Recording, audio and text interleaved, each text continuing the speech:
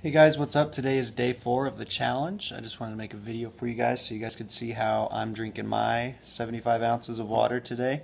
I have with me here my favorite water bottle. It's a YMCA bottle that I got at a Kinesiology Student Association meeting a couple weeks ago.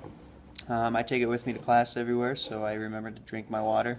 But today I was looking on it and I noticed that it doesn't have how many ounces are in it. So how do I figure out how many times I need to drink that in one day? What I did was I took a cup that I have at home. It's just a regular shaker cup, but it has the measurements on here. If you don't have a shaker cup, you could use a measuring cup or anything that measures really to figure out how many, or that has ounces on it, to figure out how many ounces maybe your favorite water bottle will be, so you can carry it around with you to remind yourself to drink water every day. So I found out that my water bottle, my favorite water bottle I carry around with me, is 16 ounces. Now to reach my 75 ounce per day mark right now, I need to drink about 4 or 5 of these suckers every day. I left my water bottle at home today, so I'm a little bit behind. I didn't drink anything this morning except a sip out of the water fountain. So safe to say it is 12 o'clock right now, so I need to be drinking 4, 5, 6 of these in the afternoon, but I'll make it.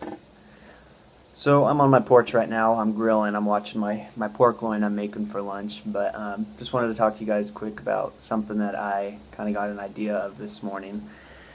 Before school, I was listening to watching a TED Talks YouTube video, and if you don't know what TED Talks is, it's basically a conference where all these people come together and their speech is given, and the idea behind it all is ideas we're sharing.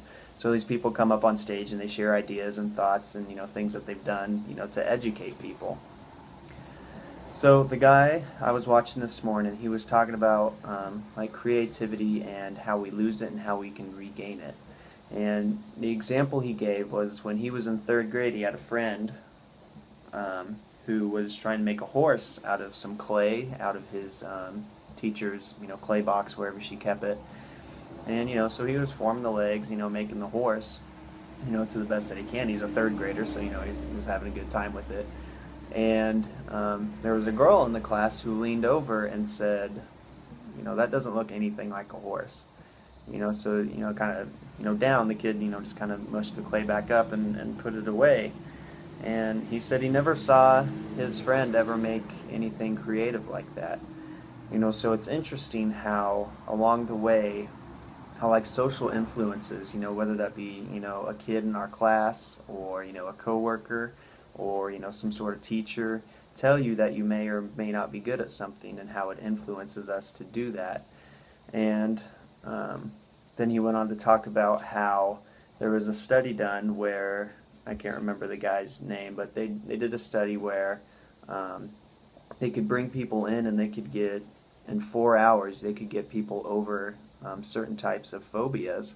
And the example that they studied was phobias with snakes.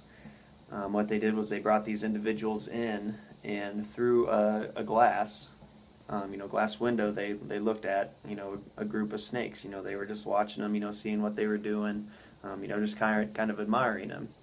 And again, these people are deathly afraid of snakes. And eventually, they would work up to, getting closer to the glass and looking at the snakes. And then eventually they would go over to the door, look through the glass window on the door at these snakes. And then they would open up the door and just stand there and look at these snakes, really admire their beauty, what the creatures actually are. And further into it, they would put like welding gloves on or something, and they would actually go touch the snakes, and at that point, a lot of the phobias goes away. They realize that snakes aren't that bad, the snakes aren't just coming at them trying to kill them or whatever. So it's just interesting to me how they can do that, and I started thinking about how that interprets into the group that we're doing. How, right now we're only 4 days in, it's a rest day, and I'm seeing people say, oh my gosh, thank goodness my legs are sore. We're drinking lots of water today. Some people are saying, I guess I never really tracked how much water I was doing. And it's just, where along the way did we lose track of that? Who told us that You know, we weren't good at exercising, or we weren't good at tracking anything to see where we were at and where we lost control of ourselves. And I think it's totally awesome how you guys are trying new things. You know, you're doing the exercises, and I know someone yesterday said, you know, their donkey kicks need worked on. You know, that's okay. It's the point that you guys are doing them to get yourself over the fears of, you know, whatever fears you guys have of, you know, being overweight and, you know, the need to lose weight and all this stuff. It's the fact of you're doing it, you know, so that relates to the snake story where you're getting closer to what you want. You know, I always keep saying this is the first stepping stone, and I'm super excited to see like where this goes as, you know, we're so excited for our measurements on day 15.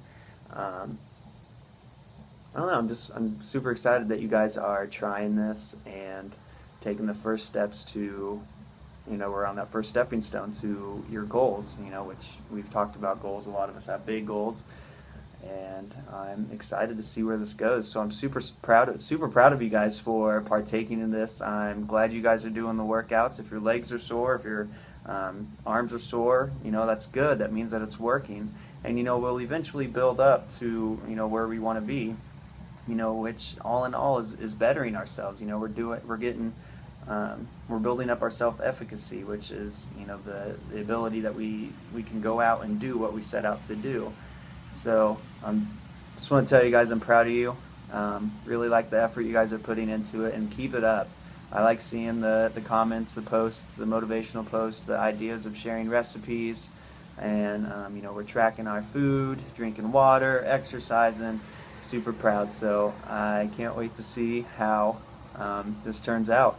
Let me know if you guys have any questions about exercising, about water, about anything. If you guys want to know me a little bit more, if you guys want to tell me a little bit something about yourself, go ahead and comment below in the video. But again, just super proud of you guys. Keep it up.